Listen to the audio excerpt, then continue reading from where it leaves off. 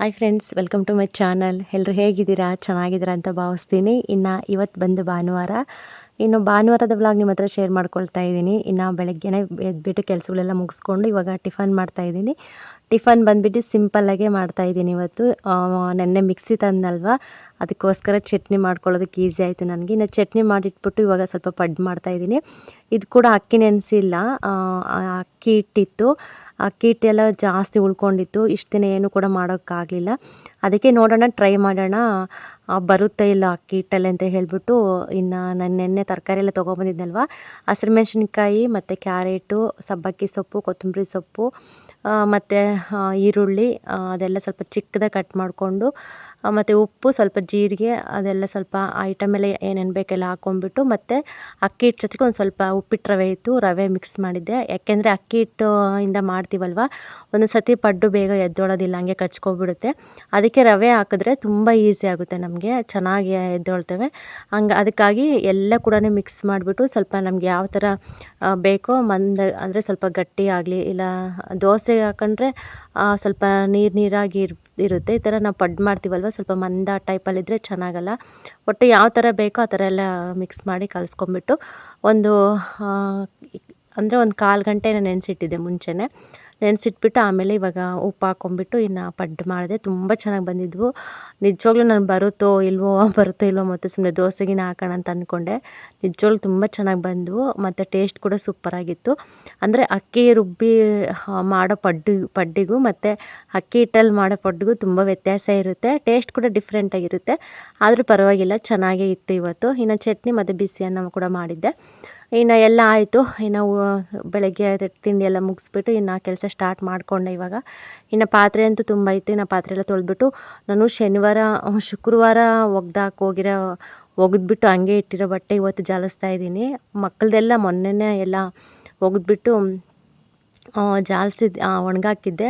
ನಂದು ಮಾತ್ರ ಒಗೆದ್ಬಿಟ್ಟು ಹಂಗೆ ಇಟ್ಟಿದ್ದೆ, ಜಾಲಿಸಿರ್ಲಿಲ್ಲ ನೀಟಾಗಿ. ನೀರಿನ ಪ್ರಾಬ್ಲಮ್ ಆಗಿತ್ತು, ಅದಕ್ಕೋಸ್ಕರ ಇವತ್ತು ಹಂಗೂ ಹಿಂಗೂ ಮಾಡಿಬಿಟ್ಟು ಬೇರೆ ಲೈನಿಂದ ಪೈಪೆಲ್ಲ ಕನೆಕ್ಟ್ ಮಾಡಿಬಿಟ್ಟು ನೀರು ಬಿಡಿಸ್ಕೊಂಡು ಇವತ್ತು ಬಟ್ಟೆ ಕೂಡ ಎಲ್ಲ ಜಾಲಿಸ್ತಾ ಇದ್ದೀನಿ. ಇನ್ನೂ ಒಂದು ರಾಶಿ ಬಟ್ಟೆ ಇದ್ದಾವೆ, ಅವು ಇನ್ನೂ ನಾಳೆಯಿಂದ ಏನಾದರೂ ಒಗಿಬೇಕು.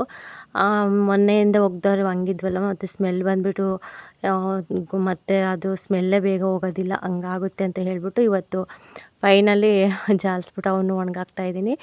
ಮತ್ತು ನಾನು ವ್ಲಾಗೆ ಕಂಟಿನ್ಯೂ ಮಾಡಲಿಲ್ಲ. ಬಿಸಿಲು ಅಂದರೆ ಸಿಕ್ಕಾಪಟ್ಟೆ ಬಿಸಿಲು ಫ್ರೆಂಡ್ಸ್. ನಿಜವಾಗ್ಲೂ ಮನೆಯಲ್ಲಂತೂ ಇರೋದಕ್ಕೆ ಆಗ್ತಾಯಿಲ್ಲ, ಅಷ್ಟು ಬಿಸಿಲು. ಏನಾದರೂ ಕೆಲಸ ಮಾಡ್ಕೊಳ್ಳೋಣ ಅಂದರೂ ಕೂಡ ಕೆಲಸ ಮಾಡ್ಕೊಳ್ಳೋದಕ್ಕೂ ಕೂಡ ಆಗೋದಿಲ್ಲ, ಅಷ್ಟು ಇದು. ಸುಮ್ಮನೆ ಗುಂಡನ ಜೊತೆ ಕೂಡ ಆಟಾಡ್ಕೊಂಡು ಇವತ್ತು ಸುಮ್ಮನೆ ಸಂಜೆವರೆಗೂ ಕೂಡ ಏನು ಜಾಸ್ತಿ ಕೆಲಸ ಮಾಡಲಿಲ್ಲ. ಇಷ್ಟು ಕೆಲಸ ಮಾಡಿದ್ದಷ್ಟೇ, ಅವನ ಜೊತೆನೇ ಟೈಮ್ ಇವತ್ತು ತುಂಬ ಕಳೆದ್ವಿ. ಇವತ್ತು ಧನು ಕೂಡ ಬಂದಿರಲಿಲ್ಲ, ಕೆಲಸ ಇರಲಿಲ್ಲ ಇವತ್ತು. ಕೆಲಸ ಇದ್ದಿದ್ರೆ ಮಂಜಾಣ ಬರ್ತಿತ್ತಲ್ಲ, ಕರ್ಕೊಂಬರ್ತಾಯಿದ್ರು.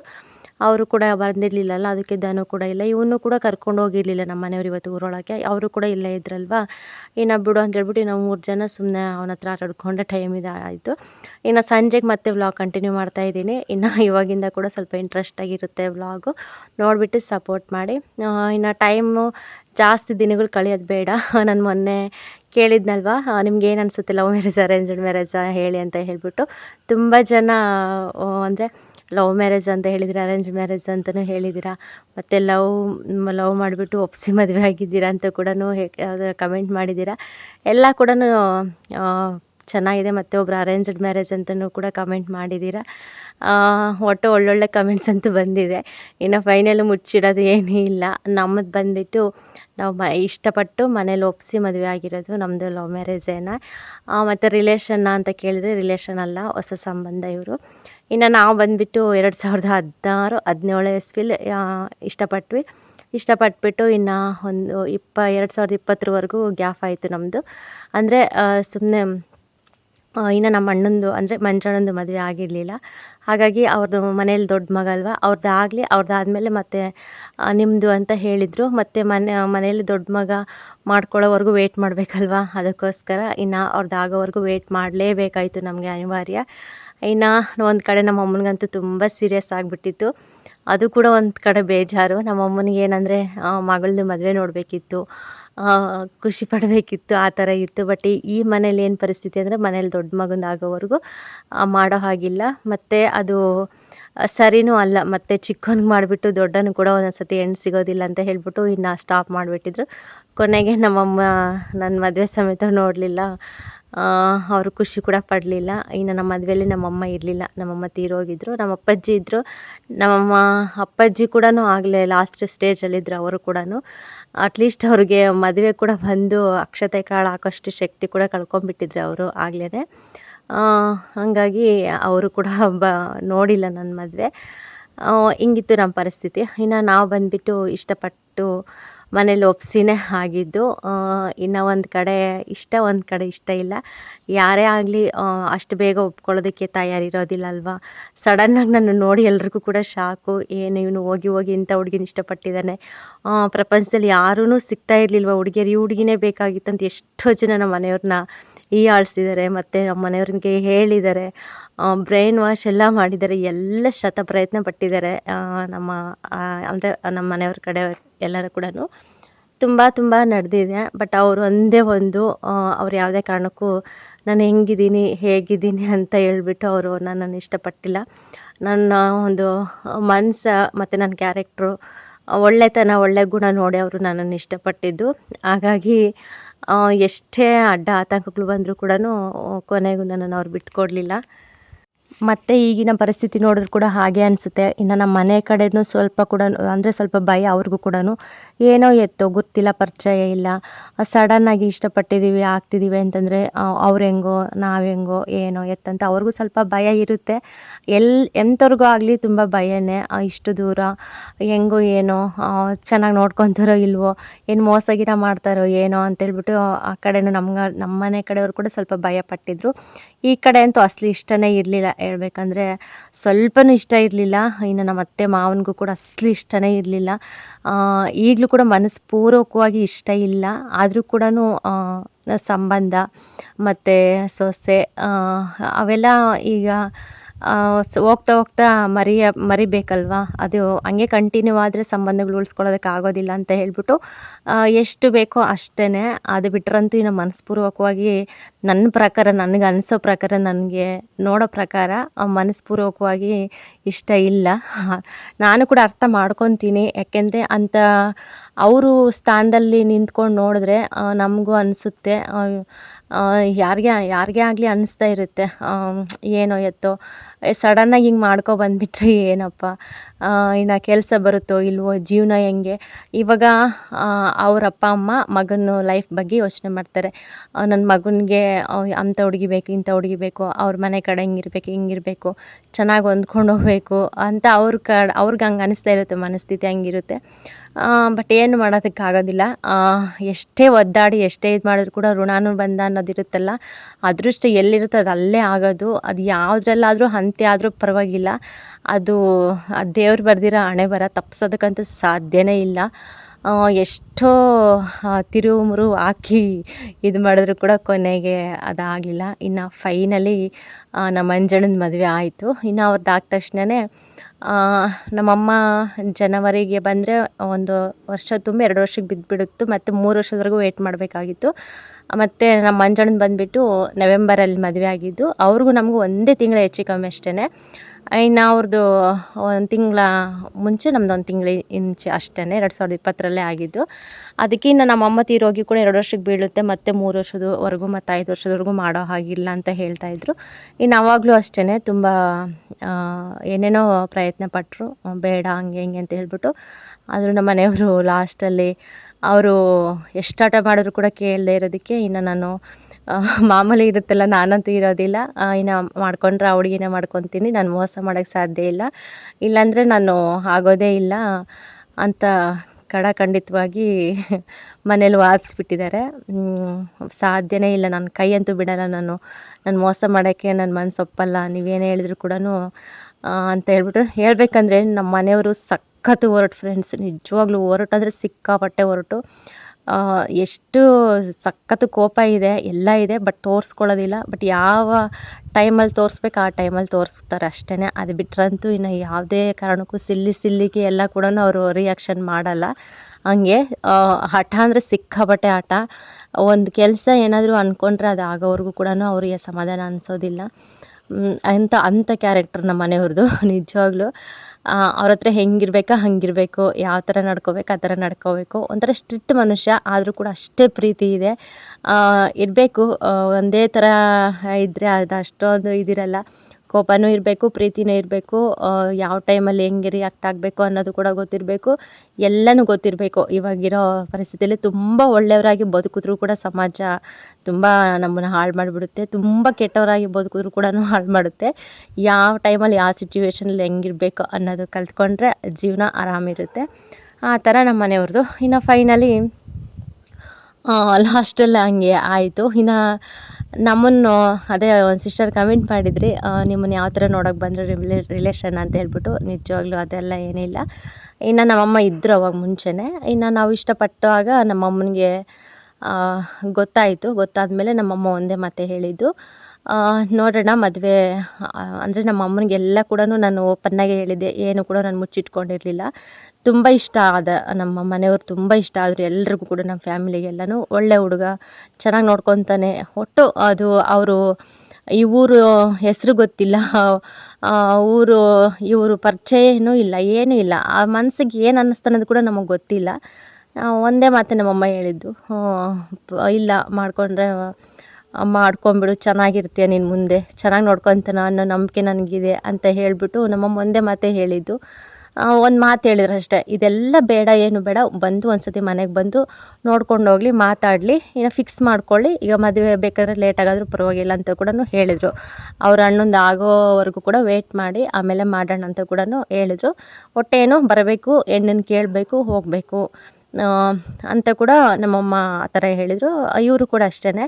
ಇನ್ನು ಹಂಗೂ ಹಿಂಗೂ ಬಲವಂತಕ್ಕೆ ಇನ್ನು ನಮ್ಮ ಮನೆಯವ್ರ ಜೊತೆ ಬಂದಿದ್ದರು. ಬಂದುಬಿಟ್ಟು ಇನ್ನು ಮಾತುಕತೆ ಮುಗಿಸ್ಕೊಂಡು ಇನ್ನು ಬಂದರು. ಇನ್ನು ಅಷ್ಟರಲ್ಲಿ ಅದು ನಮ್ಮಮ್ಮ ತೀರ್ಕೊಂಡೇ ಬಿಟ್ಟರು. ಇನ್ನು ಮಂಜಣ್ಣಂದಂತೂ ಎಷ್ಟು ಎಲ್ಲ ಕಡೆನೂ ಹೆಣ್ಣು ಹುಡುಕಿದ್ರು, ಬಟ್ ಅವ್ರಿಗೆ ಸೆಟ್ ಆಗಲಿಲ್ಲ. ಇನ್ನು ಫೈನಲಿ ಲಾಸ್ಟಲ್ಲಿ ನಮ್ಮ ಪವಿತ್ರ, ಅವಳು ಬಂದುಬಿಟ್ಟು ರಿಲೇಷನ್ನೇ ಆಗಬೇಕು ನಮ್ಮ ಮಂಜಣ್ಣವ್ರಿಗೆ. ಅಂತೂ ಇಂತೂ ಪವಿತ್ರದ್ದು ಸೆಟ್ ಆಯಿತು. ಆಮೇಲೆ ಅವಳ್ದು ಅಂದರೆ ಅವ್ರದ್ದು ಆದ ತಕ್ಷಣ ಇನ್ನೊಂದು ತಿಂಗಳಿಗೆ ಇನ್ನು ನಮ್ಮದು ಕೂಡ ಹಂಗೆ ಸ್ವಲ್ಪ ಫೈಟಿಂಗ್ ನಡ್ಕೊತಾನೆ ಮದುವೆ ಆಯಿತು. ಒಟ್ಟು ಅಂತೂ ಇಂತೂ ಕೈ ಬಿಡಲಿಲ್ಲ, ಮೋಸ ಮಾಡಲಿಲ್ಲ ಫ್ರೆಂಡ್ಸ್. ಇದಂತೂ ಇದು ಈಗಿನ ಕಾಲದಲ್ಲಿ ನೋಡೋರಂತೂ ಎಂತೆಂಥವ್ರಿಗೂ ಮೋಸ ಮಾಡ್ತಾರೆ, ಇದ್ದಂಥವ್ರಿಗೂ ಮೋಸ, ಇಲ್ಲಿರೋಂಥವ್ರಿಗೂ ಮೋಸ ಮಾಡ್ತಾರೆ. ಬಟ್ ನಮ್ಮ ಮನೆಯವರು ಆ ಥರ ಅಂತೂ ಮಾಡಲಿಲ್ಲ.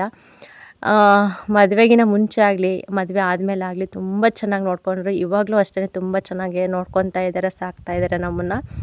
ಇವತ್ತಿನವರೆಗೂ ಆಗಲಿ ನಮಗೆ ಏನು ಕೂಡ ನನಗೆ ಕೊರತೆ ಅನ್ನೋದು ಇಟ್ಟಿಲ್ಲ. ಮತ್ತು ಏನೂ ಇಲ್ಲ, ಚಿಕ್ಕ ಪುಟ್ಟ ವಿಷಯಗಳಲ್ಲೆಲ್ಲ ಇರ್ತವೆ. ಗಂಡ ಹೆಂಡತಿ ಅಂದಮೇಲೆ ಒಂದೊಂದು ಸತಿ ಮನಸ್ತಾಪಗಳು ಬರ್ತವೆ. ಅದೆಲ್ಲ ಕೂಡ ಅಡ್ಜಸ್ಟ್ ಮಾಡ್ಕೊಂಡು ಹೋದ್ರೇ ನಾವೊಂದು ಸಂಸಾರ. ಚಿಕ್ಕ ಚಿಕ್ಕ ವಿಷಯಕ್ಕೆಲ್ಲ ನಾವು ಇದು ಮಾಡಿಕೊಂಡು ಗಲಾಟೆ ಮಾಡಿಕೊಂಡು ಇದಾದರೆ ಜೀವನ ನಡೆಸೋದು ತುಂಬ ಕಷ್ಟ. ಟೋಟಲ್ ಹೇಳ್ಬೇಕಂದ್ರೆ ನಮ್ಮ ಮನೆಯವ್ರ ಬಗ್ಗೆ ಹೇಳಿದ್ರೆ ಟೈಮೇ ಸಾಕಾಗೋದಿಲ್ಲ, ಅಷ್ಟು ಇದು ನಮಗೆ. ಈ ಥರ ಆಯಿತು ನಮ್ಮ ಮದುವೆ. ಇನ್ನು ನಮ್ಮ ಮನೆ ಕಡೆನೂ ಅಷ್ಟೇ. ನಮ್ಮ ಚಿಕ್ಕಮ್ಮನಿಗೂ ಕೂಡ ಇಷ್ಟನೇ ಇರಲಿಲ್ಲ, ನಮ್ಮ ಚಿಕ್ಕಮ್ಮನಿಗೂ ಇಷ್ಟ ಇರಲಿಲ್ಲ, ನಮ್ಮ ಸೋದರತ್ತೆಗೂ ಇಷ್ಟ ಇರಲಿಲ್ಲ, ಯಾರಿಗೂ ಇಷ್ಟ ಇರಲಿಲ್ಲ. ಏನೋ ಬಂದರು, ಮತ್ತು ಹೆಣ್ಮಗಳು ಮಗಳು ಅನ್ನೋ ಒಂದು ಇದಿರುತ್ತಲ್ಲ, ಬಂದರು, ಮದುವೆ ಮಾಡಿದ್ರು. ಇನ್ನು ಅವ್ರ ಪಾಡಿಗೆ ಅವರು ಹೋದರು. ಆಮೇಲೆ ಗೊತ್ತಾಯಿತು, ಬರ್ತಾ ಬರ್ತಾ ಬರ್ತಾ ನನ್ನನ್ನು ಯಾವಾಗ ಚೆನ್ನಾಗಿ ನೋಡ್ಕೊಳ್ಳೋದಕ್ಕೆ ಸ್ಟಾರ್ಟ್ ಮಾಡಿದ್ರು. ಇವಾಗ ಅಂತ ಇದ್ದಾರೆ, ನೀನೇ ಪುಣ್ಯವಂತಮ್ಮ, ನಿನಗೆ ಒಳ್ಳೆ ಗಂಡ ಸಿಕ್ಕಿದ್ದಾನೆ, ಒಳ್ಳೆ ಮನೆ ಸಿಕ್ಕಿದೆ, ಇನ್ನೇನು ಬೇಕು ಅಂತ ಇವಾಗ ಹೇಳ್ತಾ ಇರ್ತಾರೆ ಒಂದೊಂದು ಸತಿ. ಹಂಗೆ ಅದು ಮುಂಚೆ ಅವರು ಭಯ ಪಡೋದ್ರಲ್ಲೂ ಒಂದು ಕಾರಣ ಇರುತ್ತೆ. ಆಮೇಲೆಲ್ಲ ಆದಮೇಲೆ ನಾವು ಚೆನ್ನಾಗಿರ್ತೀವಲ್ವ, ಆವಾಗ ಖುಷಿ ಪಡೋದೇ ಒಂದು ಇದಿರುತ್ತೆ. ಹಿಂಗಾಯಿತು. ನಮ್ಮದಂತೂ ಇನ್ನು ಪಕ್ಕ ಇಷ್ಟಪಟ್ಬಿಟ್ಟು ಇನ್ನು ಮನೆಯಲ್ಲಿ ಒಪ್ಪಿಸ್ಬಿಟ್ಟು ಇನ್ನು ಮದುವೆ ಆಗಿರೋದು. ಸದ್ಯಕ್ಕೆ ಈಗ ಸ್ಟೇಜಲ್ಲಿ ಇದ್ದೀವಿ. ಮುಂದೆ ಏನೋ ಎತ್ತ ಗೊತ್ತಿಲ್ಲ, ಮುಂದೆ ಕೂಡ ಚೆನ್ನಾಗಿರ್ತೀವಿ ಅನ್ನೋ ನಂಬಿಕೆನೂ ಇದೆ. ಇರಲೇಬೇಕು, ಇಲ್ಲಾಂದರೆ ಆಗೋದಿಲ್ಲ. ಇನ್ನು ಮಕ್ಕಳು, ಇನ್ನು ಸಂಸಾರ ಎಲ್ಲ ಅಂದಮೇಲೆ ಒಂದು ಪ್ರಪಂಚ, ಒಂದು ಚಿಕ್ಕ ಗೂಡು ಅನ್ನೋದು ನಮಗೆ ಇದಾಗಿದೆ. ಅದು ಯಾವಾಗಲೂ ಕೂಡ ಒಂದಕ್ಕೊಂದು ಬಿಟ್ಟು ಹೋಗೋದಕ್ಕೆ ಸಾಧ್ಯನೇ ಇಲ್ಲ, ಬಿಟ್ಟು ಹೋಗಲೂಬಾರ್ದು. ಅದಕ್ಕೊಂದು ಬೆಲೆನೇ ಇರೋದಿಲ್ಲ. ಎಷ್ಟೇ ಕಷ್ಟ ಆಗಲಿ ಸುಖ ಆಗಲಿ ಏನೇ ಆಗ್ಲಿನೂ ಒಬ್ರಿಗೊಬ್ರು ಅರ್ಥ ಮಾಡಿಕೊಂಡು ಜೀವನ ಮಾಡ್ಕೊಂಡು ಹೋಗೋದು ತುಂಬ ಬೆಸ್ಟು. ಚಿಕ್ಕ ಪುಟ್ಟ ಕಾರಣಕ್ಕೆ, ಸಿಲ್ಲಿ ಕಾರಣಕ್ಕೆಲ್ಲ ಕೂಡ ಮನಸ್ತಾಪ ಮಾಡಿಕೊಂಡು ಜಗಳ ಮಾಡಿಕೊಂಡು ಆ ಥರ ಎಲ್ಲ ಇದು ಮಾಡಿದ್ರೆ ನಮ್ಮ ಸಂಸಾರನೇ ಹಾಳಾಗೋದು, ನಮ್ಮ ಲೈಫೇ ಹಾಳಾಗೋದು.